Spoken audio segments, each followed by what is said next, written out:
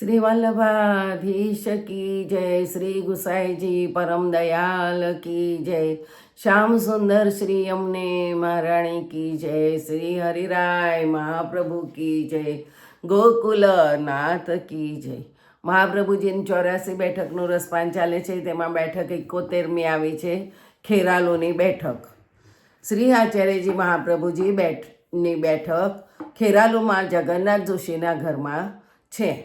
શ્રી આચાર્યજી જગન્નાથ જોશીની માતાની ઉપર ઘણા પ્રસન્ન રહેતા હતા. આ કારણે તે તેના ઘરે જ બિરાજતા હતા. ત્યાં પવિત્ર કરી ભોગ ધરી પરમ પ્રીતિથી આરોગતા હતા. આપ ત્યાં કથા કહેતા. તે કથામાં રસાવેશ ઘણો થતો હતો. તે સમયમાં જગન્નાથ જોશીએ એક શ્લોક યુગલ ગીતનો પૂછ્યો. તેનું વ્યાખ્યાન કરીને આપના 3 પ્રહર વ્યતીત થઈ ગયા. વચનામૃતની અદ્ભુત વર્ષા કરી, જેનાથી કોઈ સેવકને દેહ અનુસંધાન રહ્યું નહીં. પછી આચાર્યજીએ બધાને સાવધાન કર્યા. ત્યારબાદ આપે ભગવત સપ્તાહ કરી.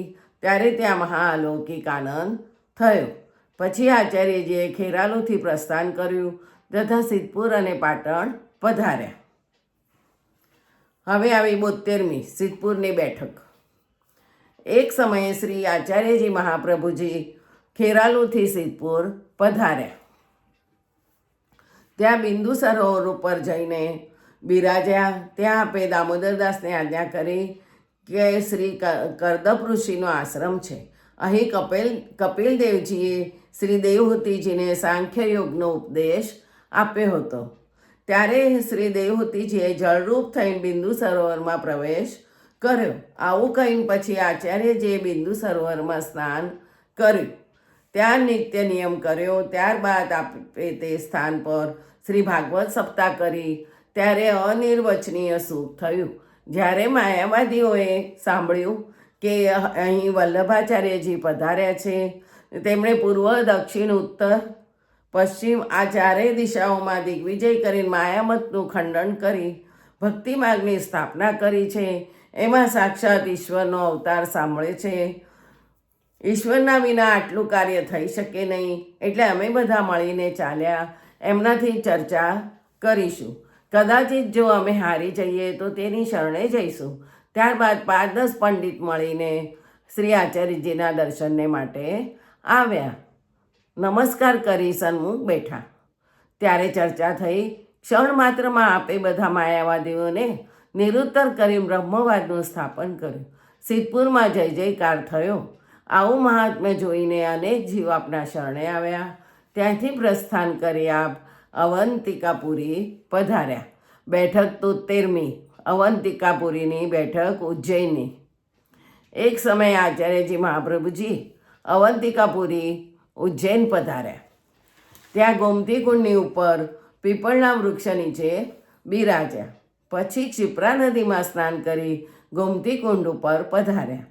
ત્યારે આપે દામોદરદાસને આજ્ઞા કરી, દમલા, આ અવંતિકાપુરી છે. આ મહાદેવજીની 3.5 પુરીમાં છે. અહીંના સ્વામી શ્રી મહાકાળેશ્વરજી છે. એટલે અહીં માયામતનું ખંડન કરી બ્રહ્મવાદની સ્થાપના થશે. અહીં દૈવી જીવ ઘણા છે, તેનો ઉદ્ધાર થશે. અહીં પહેલાં સપ્તાહ થશે, પરંતુ અહીં છાયા નથી. ત્યારે દામોદરદાસે કહ્યું, મહારાજ, આપની ઈચ્છાથી અનેક વૃક્ષ થયા છે.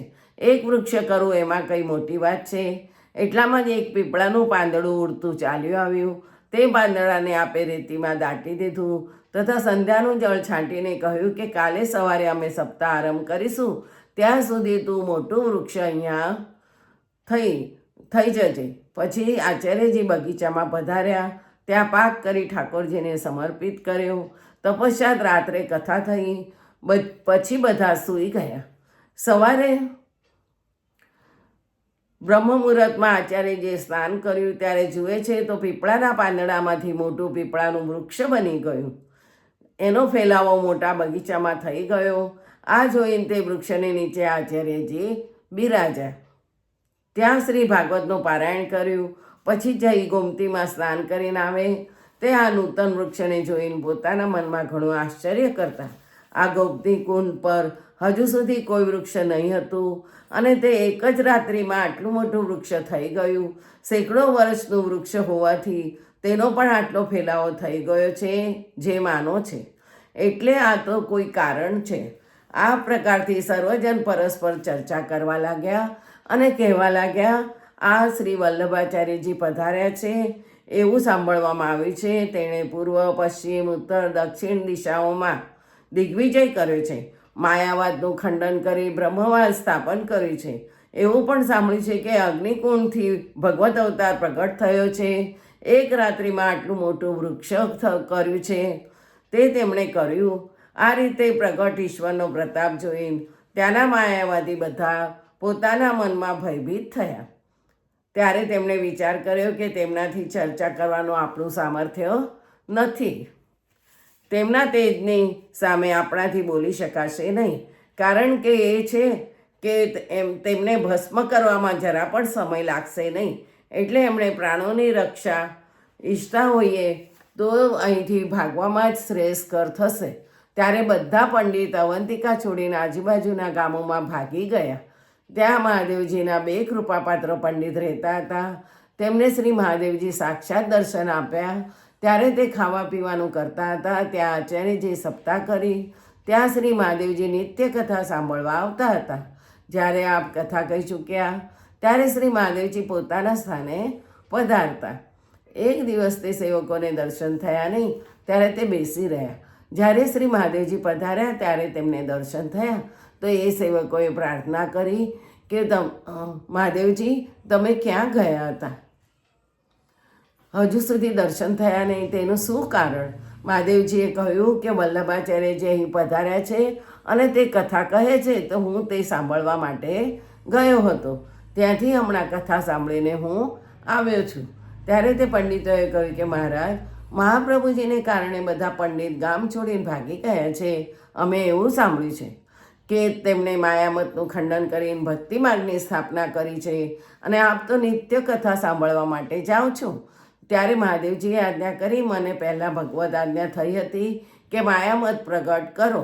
હવે આપની ઈચ્છા એવી છે માયામતનું ખંડન કરી ભક્તિ માર્ગની સ્થાપના કરવી. એટલે તેમની ઈચ્છા હોય તેવું કરું છું. પછી તે બંને ભક્તોને શ્રી મહાદેવજીએ કહ્યું કે તું પ્રાતઃકાળ જ કથા સાંભળવા હું પ્રાતઃકાળ કથા સાંભળવા માટે જાઉં છું. તમારે આવવું હોય તો જલ્દી આવો, નહીં તો કથા સાંભળીને આવીશ ત્યારે દર્શન થશે. જ્યાં સુધી સપ્તાહની કથા થશે ત્યાં સુધી હું કથા નિત્ય સાંભળવા જઈશ. આ રીતે મહાદેવજી નિત્ય કથા સાંભળતા. જ્યારે કથા સંપૂર્ણ થઈ ત્યારે શ્રી મહાદેવજીએ નમસ્કાર કર્યા. ત્યારે આચાર્યજીએ મહાદેવજીને પ્રાર્થના કરી, મહારાજ, અવંતિકાપુરીમાં સ્વામી તો આપ છો અને માયાવાદી અહીંથી ભાગી ગયા છે. એમાંથી કોઈ દેખાતો નથી.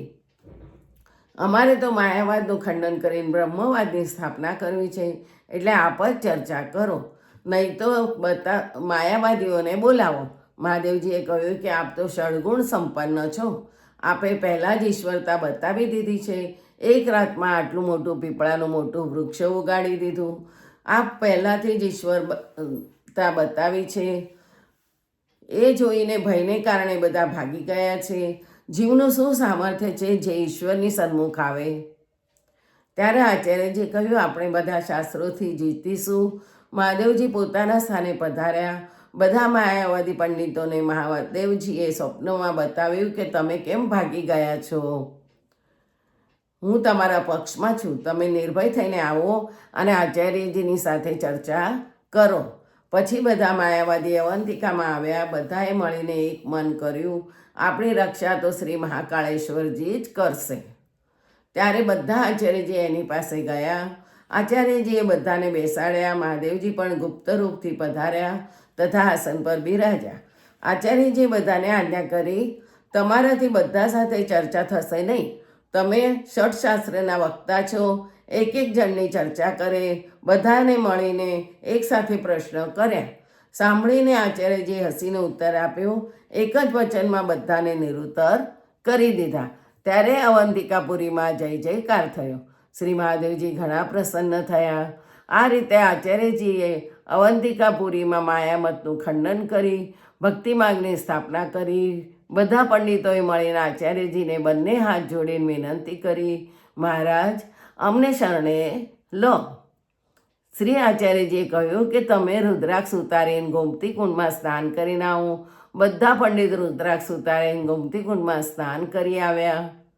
ત્યારે આચાર્યજી મહાપ્રભુજીએ બધાને નામ સંભળાવ્યું અને તુલસીની માળા આપી વૈષ્ણવ કર્યા. તે પંડિતોએ રુદ્રાક્ષની માળા ઉતારી ત્યારે ઘણો મોટો ઢગલો થઈ ગયો. પછી બધા પંડિતોએ મળીને આચાર્યજીને વિનંતી કરી, મહારાજ જેનું વેદશાસ્ત્ર નિરૂપણ કરે છે એમનું સાક્ષાત શ્રી કૃષ્ણચંદ્રના અવતારનું અમને આજે દર્શન થયા છે. પછી અનેક જીવ આચાર્યજીના શરણે આવ્યા તથા દંડવત કરી પોતાને ઘરે ગયા. મહાદેવજીએ આચાર્યજીને કહ્યું, મહારાજ પહેલાં તો આપે આ આજ્ઞા કરી હતી કે અમે શાસ્ત્ર રીતિથી પંડિતોને જીતીશું, પરંતુ આપે તો ઈશ્વરતા બતાવી, એનું શું કારણ? ત્યારે આચાર્યજીએ કહ્યું કે એક પ્રાચીન વાત છે તેને આપ સાંભળો. જ્યારે શ્રી રામાનુજાચાર્યજી દિગ્વિજય થઈ કાશીમાં પધાર્યા ત્યારે શંકરાચાર્યજીની સાથે ચર્ચા થઈ. શંકરાચાર્યજી તો આપનો અવતાર છે, આપને તો 5 મુખનો અધિકાર છે. એટલે શંકરાચાર્યએ 5 મુખ કરીને પ્રશ્ન કર્યો. રામાનુજાચાર્યજી પણ શ્રી શેષજીનો અવતાર છે, તેમને સહસ્ત્રમુખનો અધિકાર છે. એટલે તેમણે સહસ્ત્રમુખથી શંકરાચાર્યને નિરુત્તર કર્યા. આપ પણ હમણાં જો એક જણ પ્રશ્ન કરતે તો એકનો ઉત્તર આપતે, પરંતુ એક સાથે તેમણે જુદા જુદા વિષયોના પ્રશ્ન કર્યા. તે સમયે આપ તો પાસે જ બિરાજ્યા હતા. આપે તેમને કેમ સમજાવ્યા નહીં? એટલે અમે એટલા મુખથી એક સાથે બધાને નિરુત્તર કર્યા, તો પણ આજ્ઞા કરો છો કે આપે ઈશ્વરતા બતાવી? ત્યારે આવો પ્રશ્ન સાંભળી મહાદેવજી ઘણા પ્રસન્ન થયા. પછી આચાર્યજી મળીને પોતાના સ્થાન પર પધાર્યા. આ મહાત્મ્ય જોઈને અનેક જીવ આચાર્યજી મહાપ્રભુજીના શરણે આવ્યા. ત્યારે અવંતિકાપુરીમાં જય જયકાર થયો. તે પીપળાનું વૃક્ષ જે રોપ્યું હતું તે અદ્યપી દર્શન આપે છે. આ રીતનું ચરિત્ર આપ પુષ્કરજી કરી રીતનું ચરિત્ર કરી આપ પુષ્કરજી પધાર્યા. આવતીકાલે બેઠક 74મી પુષ્કરની બેઠક. જય જય શ્રી ગોકલેશ.